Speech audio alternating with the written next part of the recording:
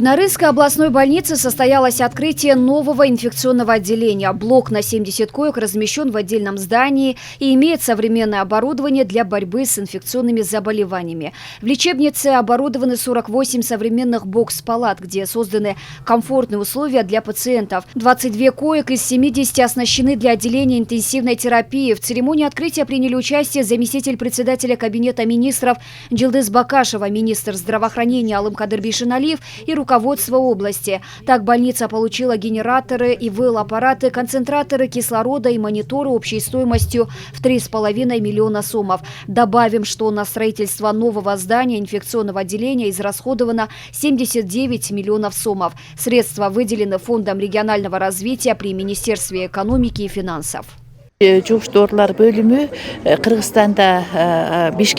Такие инфекционные отделения на сегодняшний день строятся также в Бишкеке и Яше. Конечно, мы надеемся, что открытие инфекционных поспособствует снижению уровня инфекционных заболеваний. И в скором времени мы сможем выбраться из сложной ситуации. Врачи подняли вопрос компенсации. Отмечу, что заразившимся коронавирусом медикам деньги уже выделены. Даст Бог, в ближайшее время они поступят на счета.